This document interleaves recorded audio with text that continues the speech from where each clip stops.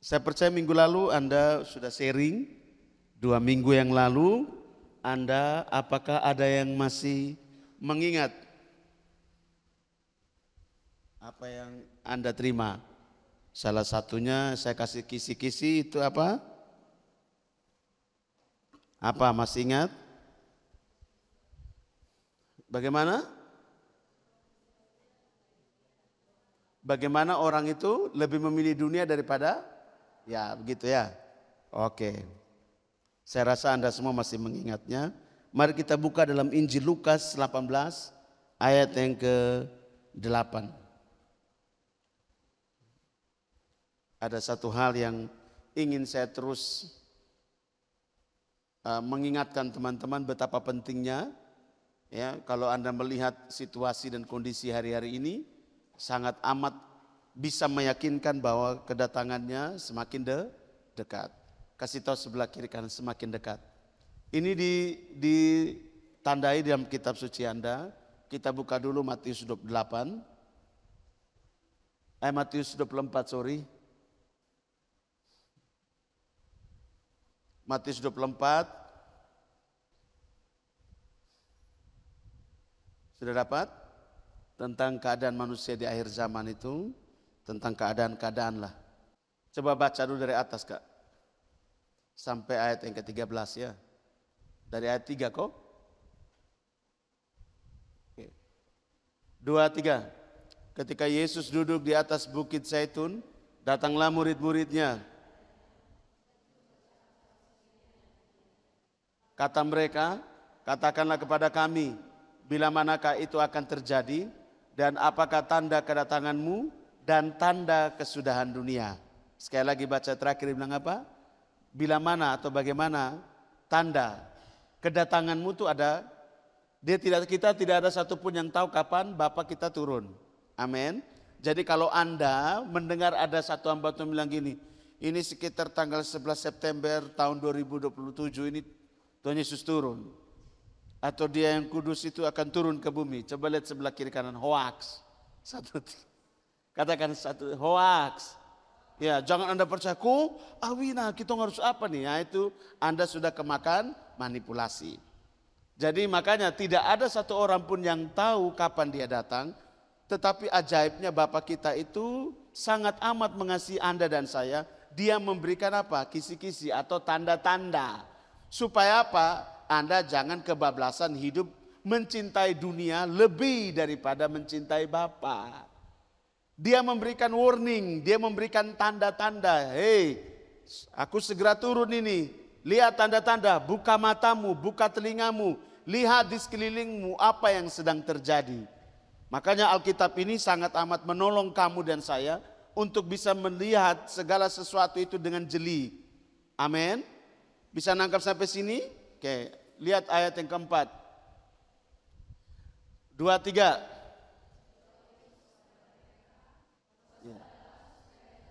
Ya, jangan ada orang yang menyesatkan kamu, hati-hati. Ya, buat apa di sini? Buat apa berdoa siang dan malam? Kan ada orang yang sudah percaya Bapa, tetapi dia bilang begini, buat apa lu berdoa pagi, siang, sore, malam, ngapain? Gila ya? Hati-hati. Memang masuk akal membuat apa? Memang lebih baik kerja, cari uang supaya hidup enak, nyaman. Amin. Coba lihat sebelah kiri kananmu. Tapi lu butuh dia datang takuju nonoe kakak. 1, 2, 3. Ya toh, sudah tahu apa-apa, tiba-tiba dia turun. Nah, terus sebab banyak orang akan datang dengan memakai ya dan berkata ya dan mereka akan lihat, hati-hati, banyak orang akan datang dengan memakai namanya dia. Makanya banyak kamu lihat ada banyak hamba Tuhan itu kalau dia datang berdoa pakai nama Tuhan iya. Tapi sebelum pulang itu ingat ada di Alkitab Matius itu pasal 1 taruh amplop di situ. Pernah lihat tidak orang buka Alkitab kemudian taruh amplop di situ di Matius pasal 1. Mengerti tidak saya maksud nih? Setelah berdoa ada, coba lihat sebelah kiri kan. Kalau hamba Tuhan yang dia belum berdoa habis dia masih sudah minta amplop. Coba lihat sebelah kiri kan, kamu termakan hoaks. 1, 2, 3. Iya toh? Apalagi kalau sudah punya penglihatan sedikit. dapat lihat ini, dapat lihat itu. Kan kita kan tidak dapat lihat apa-apa. Kita hanya cuma modal percaya saja. Apalagi dia sudah pakai nama Bapak kita. Waduh, ini sudah benar-benar dari Bapak ini. Padahal dia minta ayam merah, ayam hitam. Dia bilang harus dibersihkan kubur opa dulu. Harus kasih bersih nenek pun kubur. Kasih menyala lilin tiap hari. Siapa yang mau pergi kuburan tiap hari kok kasih nyala lilin. Kemudian omong kau minta maaf bahwa ini upu sudah datang, cucu sudah datang. Nih oma, tolong do. Coba lihat sebelah kiri kanan. Makanya susah sudah datang. 1, 2, 3. Oke, sekali sebab banyak orang akan apa? Datang pakai nama dia. Dan berkata, akulah Mesias atau Juru Selamat. Lu pakai ini saya pasti lu selamat. Hati-hati. Coba lihat sebelah kiri kanan, hati-hati. 6, terus, saya cepat saja, terus. Kamu akan mendengar apa? Atau kabar-kabar tentang, dulu kan dia tidak tahu ada TV, dia tidak tahu ada koran, dia tidak tahu ada internet, ada YouTube, ada TikTok, ada apa segala macam. Makanya dia tulis itu kabar-kabar tentang perang. Dia tidak tahu bahwa kabar itu lewat apa, tapi ada kabar tentang perang. Sekarang baru kita mengerti kabar-kabar tentang perang itu datangnya dari mana? Dari TV, dari YouTube, dari media sosial yang Anda punya di handphone Anda. Tapi Matius sudah tulis itu 2000 tahun yang lalu. Dia sudah tulis kamu akan mendengar kabar-kabar, entah dari mana dia tidak tahu. Pasti kamu akan mengetahui semua itu dengan cepat. Namun berawas-awaslah, jangan kamu gelisah. Kenapa bilang gelisah? Karena kecepatan dari informasi itu yang bisa membuat orang itu menjadi gelisah. Kecepatan informasi. Orang belum siap, informasi sudah sampai. Contoh, COVID belum sampai, tapi informasi sudah sampai belum? Buat orang apa? Coba lihat sebelah kiri kan, termasuk kau juga. Tuh 1, 2, 3. Wih, kita keluar tidak bisa. Ya, itu bikin orang gelisah karena kecepatan informasi. Kabar-kabarnya cepat sekali ya. Sebab semuanya itu harus terjadi, tetapi itu belum kesudahannya. Belum apa teman-teman? Kesudahan. Ayat yang ke-7. Sebab lihat 2, 3. Bangsa akan Amerika lawan Iran. Bersekutu dengan Israel dan Inggris, habisi Iran. Terus kerajaan melawan, kerajaan Persia melawan kerajaan Israel. Akibat dari peperangan ini akan terjadi kelaparan, Kak. Kenapa? Semua akses untuk orang datang bawa barang sekarang saja hanya gara-gara ini cuaca saja, bukan karena Iran ya. Cuaca, gas 500.000. Minyak tanah langka, gas langka, semua langka. Habis kita kembali ke zaman kayu batu. Kasih tahu sebelah kiri kanan. Kembali ke kayu. 1, 2, 3. Kayu api maksudnya bakar. Masa-masa pakai kayu. Iya tuh. Ini baru hanya gara-gara cuaca, belum perang ini. Kelaparan, ada gempa bumi di berbagai tempat ada gempa bumi. Ada 2 gempa bumi alam dan gempa bumi buatan. Ini elit global semua bermain. 8. Terus, saya tidak mau bahas elit global. 2, 3. Akan tetapi semuanya barulah menjelang apa? Zaman apa? Kasih tahu zaman antikris, zaman baru itu zaman antikris. 1, 2, 3. Menjelang zaman baru itu bukan zaman yang enak-enak, zaman antikris, di mana semua akan dikuasai oleh satu pribadi. One government, one religion, one apa lagi? Satu pemerintahan, satu bahasa, satu agama. Kayak gitu, satu kepercayaan itu, percayanya kepada itu nanti yang duduk di bait suci, yang sementara lagi mau dibangun oleh orang Israel, bait suci yang ketiga, itu kalau jadi dibangun kan harus meruntuhkan Masjid Al-Aqsa. Itu kalau jadi dibangun berarti heboh dunia. Antikris berdiri, kau hidup dan kau menyaksikannya. Kalau kau masih di sini. Oleh karena itu siapkan dirimu baik-baik. Jangan sampai kita juga ikut masuk dalam zaman baru ini. Jangan sampai kita juga ikut terlibat di dalamnya. Kita masuk ke dalam satu proses penderitaan yang sangat amat. Oleh karena itu persiapkanlah dirimu sebaik mungkin. Kasih tahu sebelah kiri kanan. Persiapkan dirimu sebaik mungkin. 1, 2, 3. Sekali lagi katakan, persiapkan diri kita dari sekarang. 1, 2, 3. Nah, sekarang kita kembali. Kalau kamu tahu keadaannya model begitu, secara spiritual, secara pelayanan, secara kepercayaan terjadi penyesatan di mana-mana. Kemudian secara fisik, bumi ini ada kelaparan, ada gempa bumi, bahkan ada perang. Dan itu jadi nyata sekarang, kakak. Kelaparan itu bukan hanya karena perang, kelaparan juga karena gempa bumi, kelaparan juga karena cuaca, situasi dan kondisi yang sementara kita lihat. Iklim tidak menentu, itu bisa jadi buat orang kelaparan, bisa. Air terlalu banyak, jagung tidak jadi. Air terlalu banyak, padi pun tidak jadi, kakak. Oke, dia harus pas-pas. Tidak ada hujan, tidak jadi juga. Kasih tahu sebelah kiri kan, tidak ada hujan, kekeringan, kelaparan. Terlalu banyak hujan juga gagal panen. 1, 2, 3. Omong kuat, saya betul ini. Jadi mari persiapkan dirimu baik-baik. Kita kembali ke Lukas tadi, kak. Apa yang harus Anda buat ini? Dalam Lukas pasal 18 ayat yang ke-8. Lihat. Kamu harus mempersiapkan diri sedemikian rupa yang dicari oleh Bapa kita itu apa? Aku berkata kepadamu, ia akan segera membenarkan mereka. Akan tetapi jika anak manusia itu datang, adakah ia mendapati iman di bumi ini? Apakah ada ia mendapati iman? Coba lihat sebelah kiri kanan. Berarti yang dicari oleh Bapa kita apa nih? Iman. Lagi, 1, 2, 3. Lagi. Sekarang saya tanya, sudah punya iman atau belum? Sudah punya iman atau tidak Anda? Ngomong kuat, sudah kakak, sudah. Kalau Anda tidak punya iman, Anda tidak ke gereja hari Minggu, tidak datang persekutuan doa, tidak menyerukan namanya, tidak pelayanan segala macam, tidak punya hati buat jiwa-jiwa. Karena Anda punya iman, makanya Anda buat itu. Coba lihat sebelah kiri kanan. Kalau seandainya dia datang sebentar.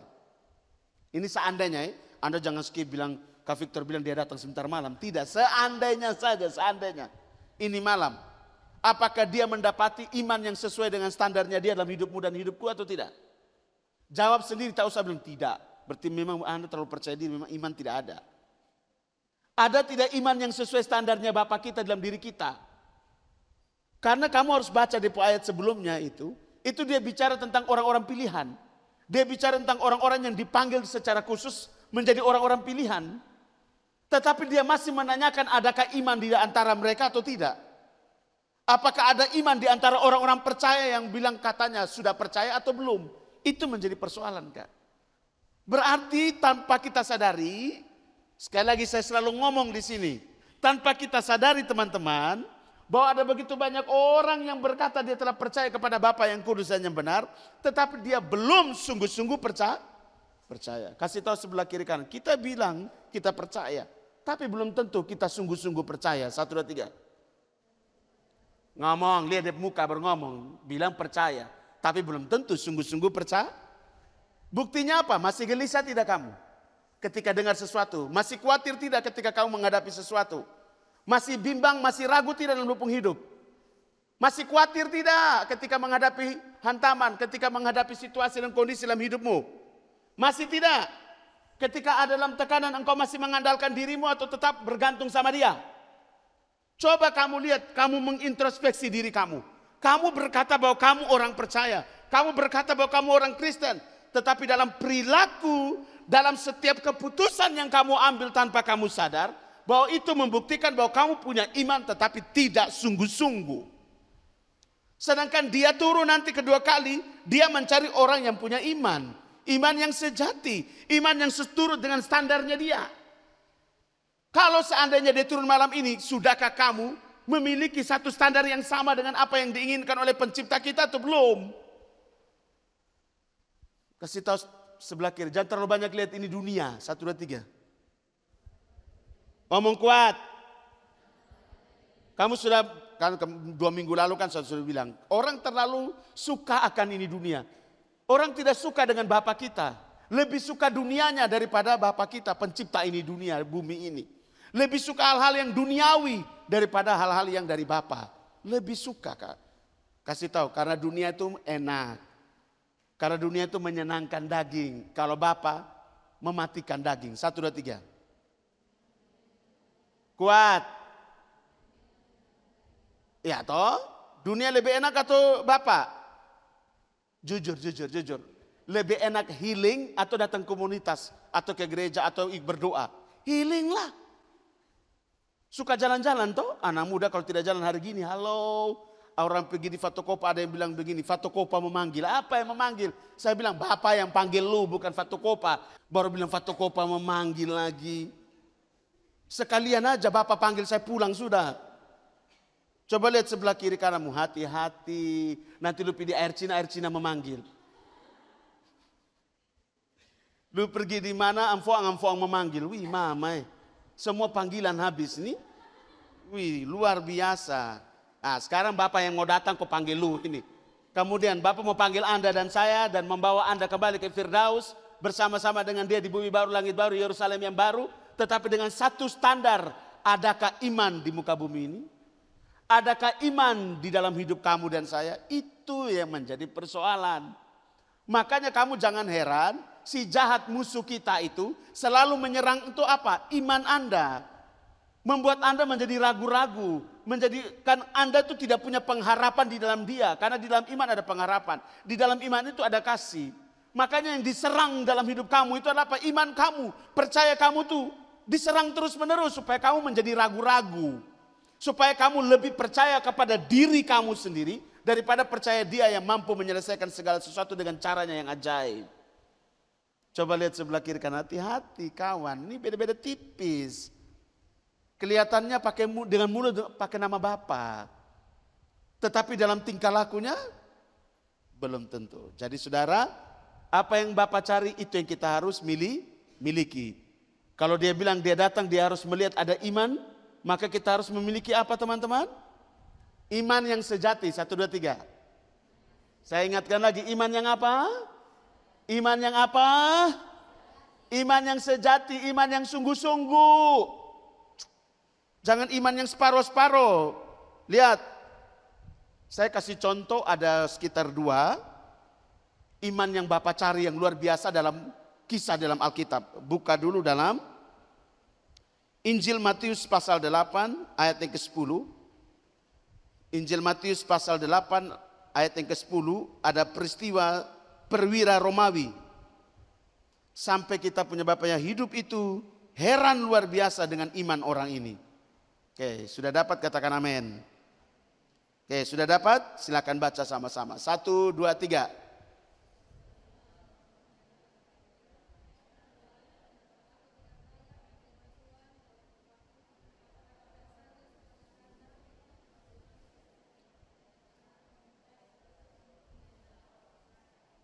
Ulang, 1, 2, 3. Setelah Yesus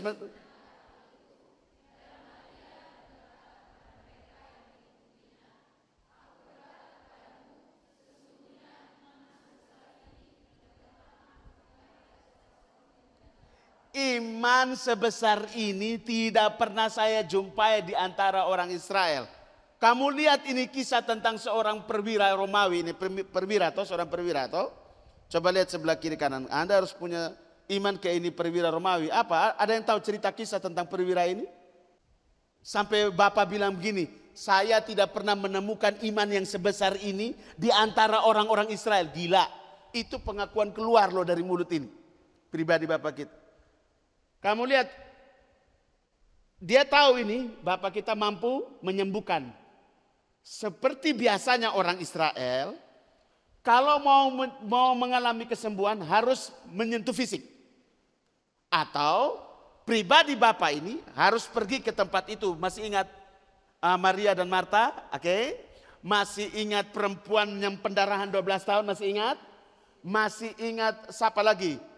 Orang-orang sakit yang dibawa, kemudian dia doakan orang menyentuh tubuhnya. Berarti kehadiran Bapak kita itu sangat amat penting untuk menjadi mujizat. Tetapi perwira ini bilang, Bapak tidak usah pergi, cukup 1, 2 kata saja, saya percaya hamba saya akan sembuh.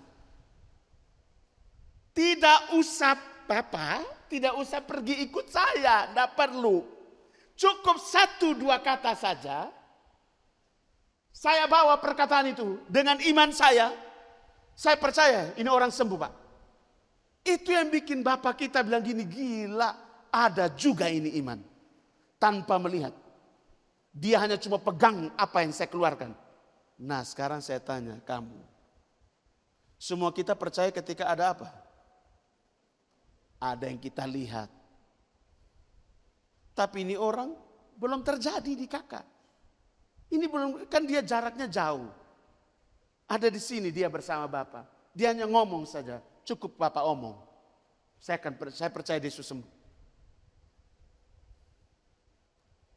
Iman yang model gini yang bapak cari. Coba lihat sebelah kiri kan. Iman yang sejati kakak. 1, 2, 3. Iya. Kadang-kadang kita nih tunggu.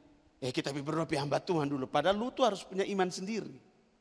Sakit ya tumpang tangan di lupung pantat yang sakit. Oh. Lupung pinggang yang sakit. Pegang sedikit sendiri-sendiri di situ. Berteriak, sembuhkan, sembuh. Coba lihat sebelah kiri kanan, jangan sedikit panggil dokter. Sedikit hubungi Kak Victor. Kau hubungi saya doa serahkan. Tidak berguna, tidak punya iman. Coba lihat sebelah kiri kanan, latih imanmu, 1, 2, 3.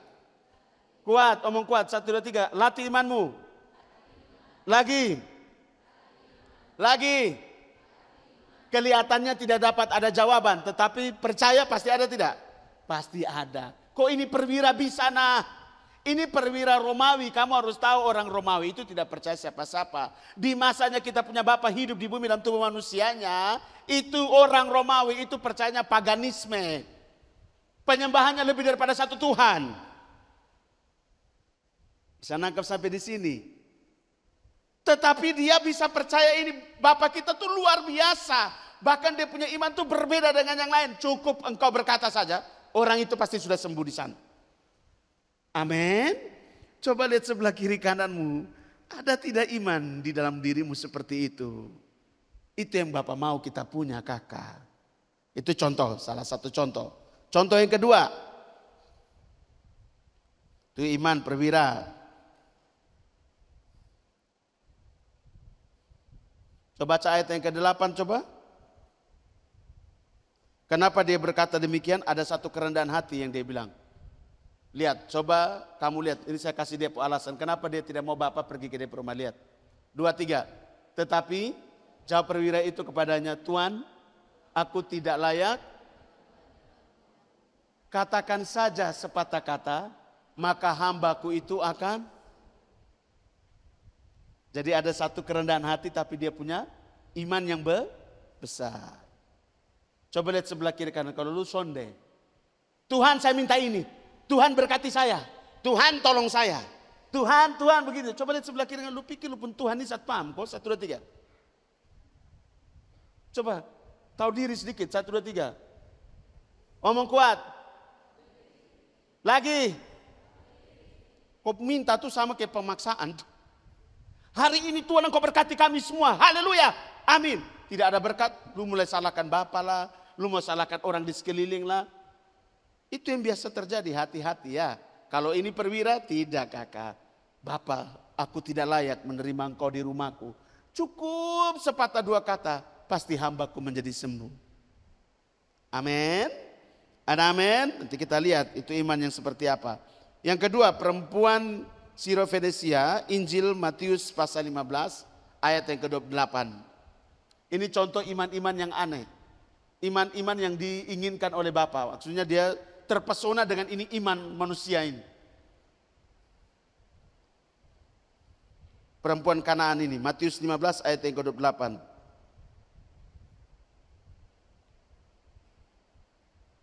Coba Anda baca, 2, 3. Maka Yesus menjawab dan berkata kepadanya, hai ibu, besar imanmu, maka jadilah kepadamu seperti. Dan seketika itu juga, kuat lagi, sekali lagi, 1, 2, 3. Maka Yesus menjawab dan berkata kepadanya, hai ibu.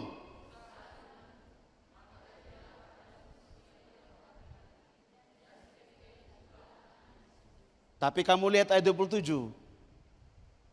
Kenapa sampai Bapak kita heran sedemikian rupa? Kita baca dari ayat 26 dulu ya. 26. Oke. 2, 3. Tetapi Yesus menjawab, tidak patut mengambil roti yang disediakan bagi anak-anak dan melemparkannya. Artinya apa? Bapak kita menyamakan perempuan ini dengan apa? Kuat. Dengan anjing, karena dia bukan golongan orang-orang Yahudi. Bukan golongan-golongan orang-orang yang menjadi sasarannya Bapak kita. Ini orang-orang kafir istilahnya begitu. Tapi kamu lihat jawaban perempuan itu. Coba lihat ayat 27. Kata perempuan itu, benar Tuhan.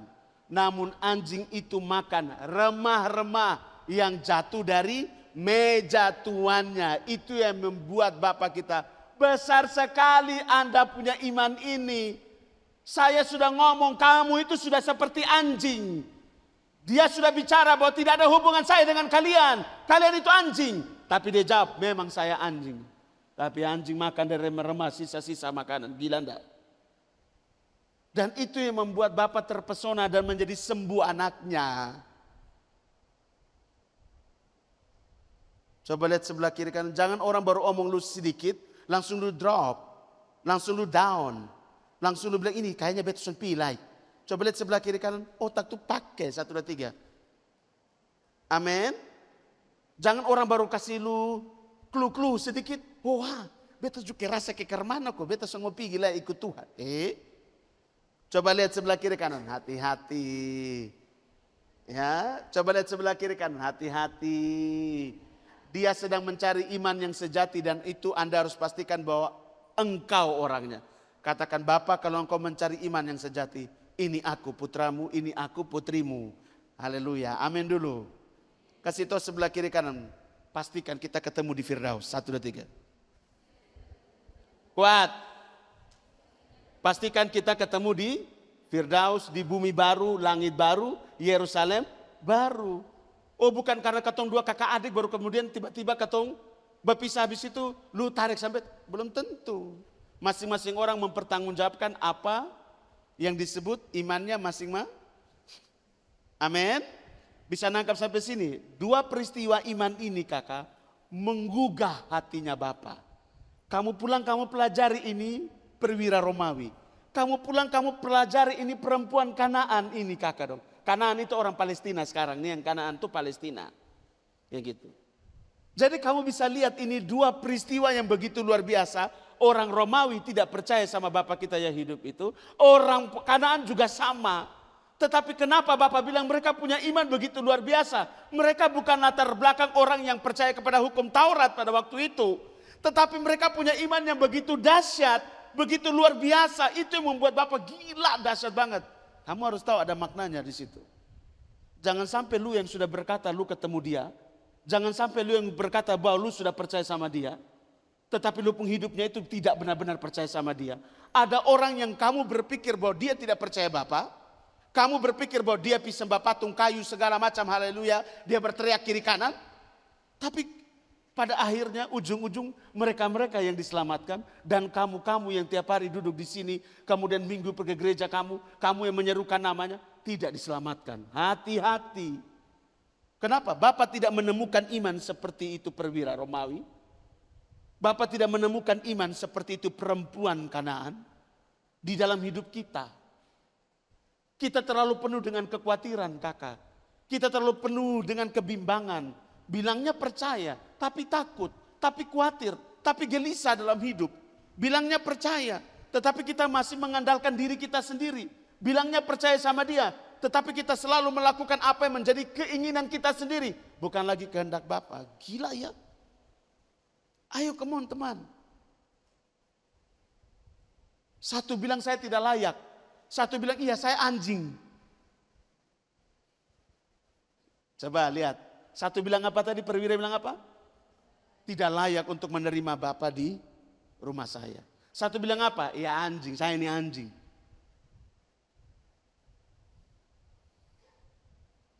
Kasih tahu sebelah kiri kanan. Iman itu butuh penaklukan diri kakak. 1, 2, 3. Ya, buka kembali 2 Petrus 1 ayat 5. Saya diingatkan Bapak di hati saya untuk mengingatkan teman-teman untuk ini terus. Karena dia mau datang. Dia sedikit lagi. Selangkah lagi kak. Saya tidak tahu kapan tapi sedikit lagi. Ya. Kalau kamu baca ada satu artikel dari namanya Elia.com, itu dari luar negeri. Jadi ada orang-orang muda yang dipakai Bapak bernubuat dahsyat sekali tentang tahun 2026. Itu dorang pakai kodeksnya orang Israel tentang tahun 2026. Itu apa semua? Gila, bagus banget. Saya baca sampai saya merinding. Apa nih akan terjadi di sini? Jadi orang di situ ada sebuah pernyataan, saya kasih clue sedikit. Dia bilang apa? Ada sesuatu yang besar sekali akan terjadi di sini. Itu dimulai dengan peperangan. Itu dia ngomong tahun 2025 dan awal langsung terjadi. Dan mereka bilang ini yang disebut dengan pemurnian akhir. Ini di tahun ini ke atas, kakak. Dan waktunya tinggal sedikit. Kita tidak perlu bilang karena orang bilang waktu tinggal sedikit. Kita juga gegabah untuk mempersiapkan diri. Tidak, kita tetap ikut alurnya. Perlahan-lahan, terus. Cepat-cepat tapi tidak jadi kan juga susah, betul tidak? Berproses saja, setuju katakan amin. Mulai dari hatimu, pikiranmu, perasaanmu itu mulai diubahkan oleh Bapa. Harus, kalau tidak kita susah kakak. Makanya lihat 2 Petrus pasal 1 ayat yang ke-5 sampai 8. Sudah dapat katakan amin? Oke, 2, 3. Kamu akan dibuatnya menjadi giat dan berhasil dalam pengenalan yang benar akan kamu lihat. Si jahat musuh kita, tahu tidak Bapa kita akan datang kembali? Tahu tidak? Katakan sangat tahu, 1, 2, 3. Tapi dia tidak tahu kapan dia datang itu, dia juga tidak tahu. Tapi dia tahu tidak nubuatan bahwa Bapa kita akan turun? Dia tahu tidak? Sangat tahu, kasih tahu. Sangat tahu, 1, 2, 3. Oke. Sekarang yang kedua, dia tahu tidak? Kalau Bapa turun, Bapa mencari yang punya iman. Tahu tidak? Sangat tahu. Sekarang pertanyaannya, bagaimana caranya ketika Bapa datang, tidak menemukan ada iman? Itu caranya dia, strateginya dia, supaya ketika Bapa itu turun, tidak mendapati ada satupun yang punya iman. Makanya dia punya strategi adalah namanya manipulasi. Dia membuat satu sistem dunia yang disebut dengan duniawi. Kasih tahu, bumi diciptakan oleh Bapa, tapi sistem yang ada di atas bumi namanya duniawi, itu punyanya si jahat. Dia yang mengatur segala sesuatu untuk membangkitkan birahi yang ada dalam diri kita masing-masing. Dia yang membuat situasi dan kondisi untuk membangkitkan keinginan daging, keinginan mata dan gangguan hidup di dalam diri kamu masing-masing. Ini keinginan tersimpan di dalam tubuh kamu. Birahi itu kutuk yang diberikan Bapa karena kesalahan Adam dan Hawa, itu tersimpan dalam tubuh manusia. Birahi itu akan meningkat dan menguasai manusia kalau ada pemicu. Makanya Yakobus 1 bilang apa? Jika dosa itu dibuai, jikalau keinginan itu dibuai, maka lahirlah dosa. Keinginan dibuai. Bagaimana cara membuat ini keinginan? Si jahat membuat namanya kondisi. Situasi. Kenapa? Kondisi dan situasi itu dilihat oleh manusia, didengar oleh manusia. Lihat Hawa, konsepnya sama kayak Hawa. Hawa jalan-jalan, lihat ini pohon pengetahuan atau pohon kematian ini. Kemudian dia lihat itu ada buah, dia bilang apa? Alkitab bilang buah itu menarik hati dan penuh pengertian. Sanakah? Mata Hawa lihat ini buah menarik hati dan penuh pengertian. Itulah yang membuat Hawa kepo untuk memetiknya dan merasakan makna dari buah ini. Merasakan nikmatnya buah ini. Itu. Ketika Anda melihat sesuatu yang indah, makanya kamu lihat ada tempat namanya Fatokopa. Ini saya kasih contoh Fatokopa ya, karena ada yang bilang Fatokopa memanggil. Wih, negeri di atas awan. Ketika Anda melihat foto yang indah, ada kemah di situ, ada apa namanya? Namanya foto itu indah ya, walaupun tempatnya jelek sebenarnya. Tapi dia punya cara ambil, dia punya angle-angle ini membuat tempat yang jelek jadi indah. Kayak gitu. Wah, tempatnya indah, ada kemah di situ, kemudian ada tungku di situ, kemudian ada apa spotnya apa? Ini apa namanya? Kursi gitar di situ sambil nyanyi, ada satu nona di situ, ada dua nona di situ, ada satu teman di situ sambil nyanyi.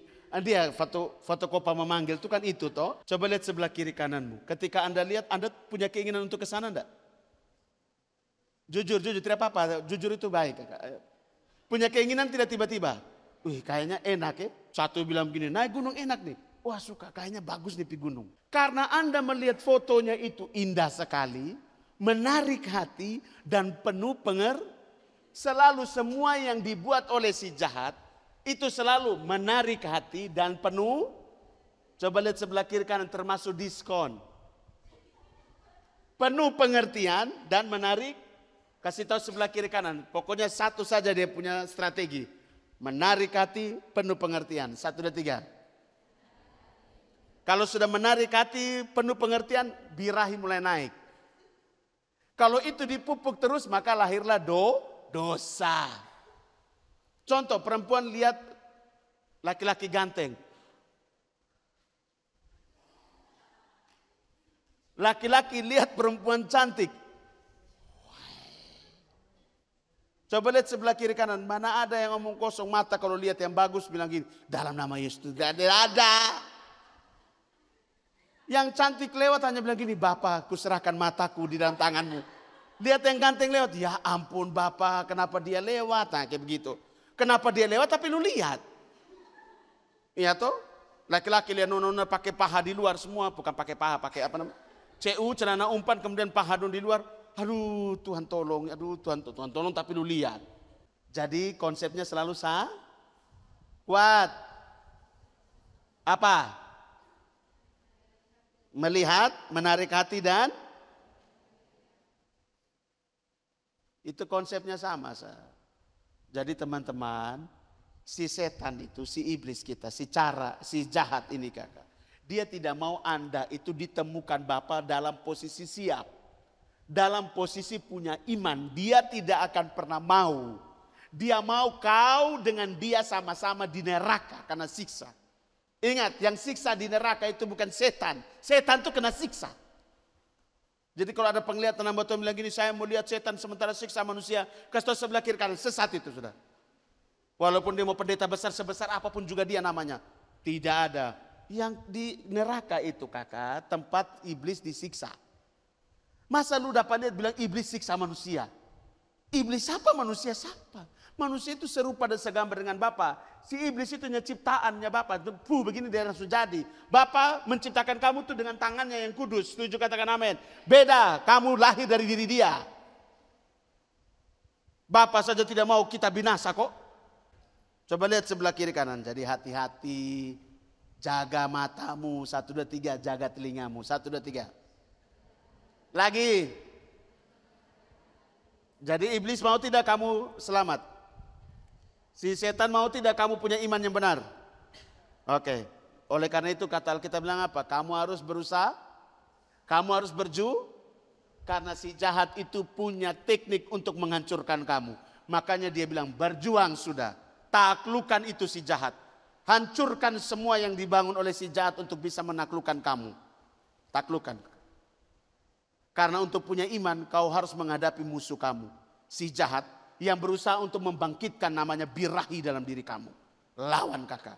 Makanya ketika lu percaya itu pintu gerbang kamu. Setelah kamu percaya kamu harus melatih diri kamu penuh dengan kebajikan. Kau percaya tapi kalau kau tidak melakukan sama saja omong kau. Makanya Yakobus bilang apa? Iman tanpa perbuatan adalah kata kebajikan artinya apa? Perbuatan baik. Perbuatan baik bukan seperti yang di seberang berkata bilang apa? Amal ibadah dan perbuatan baikmu itulah yang menentukan kamu bisa masuk surga. Itu bukan kak. Keselamatan kita karena kasih karunia Bapa kita. Amin. Karena iman yang diberikan Bapa buat kamu dan saya. Setuju katakan amin. Ada amin. Jadi kalau kamu punya iman kamu harus apa? Melakukan apa yang kamu percayai. Kalau kamu percaya kepada dia yang kudus dan yang benar yang telah berjuang dan berkorban di Golgota buat kamu, maka kamu harus percaya sama dia. Apa yang dia katakan, apa yang dia pikirkan, apa yang dia buat, kau harus ikuti dong. Setuju katakan amin. Kalau tidak bisa kakak dong. Kamu berpikir ke gereja sudah cukup. Kamu berpikir ikut kebaktian rumah tangga, ikut persekutuan doa sudah cukup. Belum kakak. Yang menjadi ukuran itu kehidupanmu setiap hari di bumi ini. Apa yang lu lakukan setiap kali kamu bangun pagi. Apa yang lu lakukan sepanjang lu perjalanan hidup sepanjang harimu. Pikiranmu seperti apa? Perkataanmu apa? Hatimu menyimpan apa? Kamu lakukan kehendak Bapa atau tidak sepanjang hari itu? Itu pikir kakak, makanya harus berjuang. Tidak gampang. Si jahat mencengkeram kamu sedemikian rupa kakak, supaya kamu tetap ada dalam cengkeramannya dia. Kamu harus berjuang melepaskan diri kamu daripada dia. Makanya Bapak kita turun jadi manusia. Dia berjuang ke Golgota supaya apa? Kamu terima kuasa, kamu terima otoritas, kamu terima kelepasan. Kamu tidak lagi dicengkeram oleh si jahat. Ada amin dulu. Tapi kenyataannya masih tidak orang itu dijerat oleh si jahat. Masih banyak tidak orang itu dicengkeram oleh si jahat. Itu karena apa? Apakah kurang salibnya Bapak kita? Karena iman yang ada pada kamu itu yang menjadi masalahnya. Oleh karena itu berjuang supaya kau punya iman yang sejati. Supaya ketika kamu berkata terlepas dari hidup saya, benar-benar terlepas kakak dong. Jadi bukan main-main. Jadi orang Kristen itu bukan sekedar saya percaya Tuhan habis itu selesai. Tidak. Habis itu saya ke gereja, habis. Tapi masih maki, masih tukang bohong, masih dendam, masih menjelekkan orang, masih iri, dengki, marah, emosi dengan orang sembarangan, masih suka memfitnah, masih pacaran harba biru. Amin. Bisa nangkap. Jadi iman harus ditambahkan dengan kebajikan. Kebajikan itu perbuatan. Setelah kebajikan kamu harus perlengkapi dengan apa? Pengetahuan supaya kamu tetap ada di satu jalan yang sama, melakukan apa yang Bapak mau. Kebajikan, pengetahuan. Kalau orang sudah punya pengertian, dia bisa kuasai kasih tahu. Yang tidak bisa kuasai diri itu dengan goblok 1, 2, 3. Omong kuat tidak apa-apa. Itu karena bodoh. Orang bodoh karena apa? Dikuasai oleh hawa nafsu. Hawa nafsu itu bangkit gara-gara apa? Melihat penuh pengertian dan menarik. Hati-hati. Apalagi penguasaan diri. Apalagi kalau dia sudah bisa kuasai diri, dia jadi orang yang apa? Tekun, punya integritas, punya disiplin. Kesetiaan dia, setia pasti. Karena dia punya disiplin, punya integritas. Makanya dia tekun kakak. Dia konsisten dalam dia hidup. Setuju katakan amin. Oke, bisa nangkap sampai sini. Ketekunan baru lahir apa? Kesalehan. Saleh itu artinya suci, hidup kudus. Kalau sudah hidup kudus, sudah pasti tahu kasih itu ada dalam dia. Maka dia bisa mengasihi sesama orang percaya, baru dia bisa mengasihi orang-orang di luar daripada komunitas atau orang-orang percaya. Semua orang. Setuju katakan amin. Coba lihat sebelah kiri kananmu. Kalau itu tidak ada padamu, kau tidak bisa masuk. Coba baca ayat yang ke-10. Dari 2 Petrus pasal 1. Saya mau selesai. Ayat yang ke-10. 2 Petrus pasal 1. 10 sampai 11 kalau tidak salah. 2, 3. Karena itu saudara-saudaraku, berusahalah sungguh-sungguh supaya panggilan dan pilihanmu makin teguh. Sebab jikalau kamu melakukannya, kamu tidak akan. Dengan demikian kepada kamu akan dikaruniakan apa? Hak penuh untuk apa? Memasuki kerajaan kekal, yaitu kerajaan Tuhan dan Juru Selamat. Kalau kamu punya itu iman yang dia cari, itu ini sudah supaya kau bisa ada dengan dia di Firdaus. Supaya kamu ada dalam pemerintahan dia yang kudus dan benar. Iman yang sejati guys. Iman yang penuh dengan kebajikan, pengetahuan, penguasaan diri, ketekunan, kesalehan. Kasih akan saudara-saudara, kasih akan semua orang. Harus berlimpah-limpah, bukan cuma sekedar di sini. Makanya kata berlimpah-limpah itu artinya setiap hari ada di dalam lupung hidup. Berarti sudah menjadi bagian hidup kita. Jadi bukan punya iman tuh yang penting saya ke gereja. Belum bisa kakak. Yang penting beta pelayanan. Tidak bisa. Itu bukan jaminan. Setuju katakan amin. Yang dia cari bukan jenis pelayananmu. Bukan jenis penyembahanmu. Yang dia cari itu penyembah-penyembah yang benar. Kata yang benar itu garis bawahi. Yang benar berarti yang punya iman sesuai dengan standarnya dia. Setuju katakan amin. Kasih tahu sebelah kiri kan. Jangan main-main sekarang. Dia semua datang. 1, 2, 3. Kuat. Jangan terlalu banyak lihat dunia. 1, 2, 3. Lagi 1, 2, 3.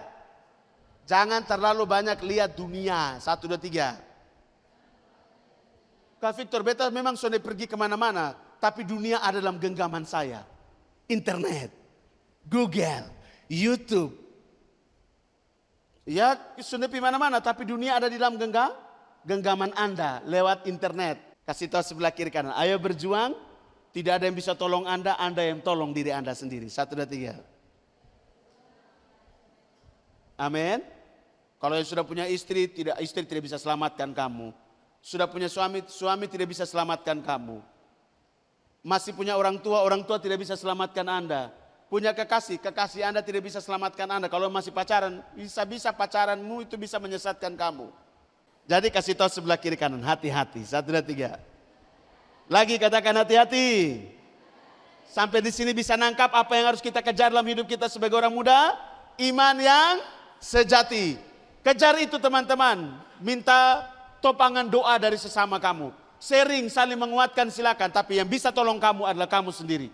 Bekerja samalah dengan penciptamu yang kudus dan yang benar. Bekerja samalah dengan penolong yang lain yang Bapak berikan buat kamu dan saya. Supaya kamu bisa berjalan di dalam tengah dunia yang sedang lenyap dengan segala keinginannya. Supaya kamu tidak terseret dan dipikat oleh dia. Amin. Mari tundukkan kepala.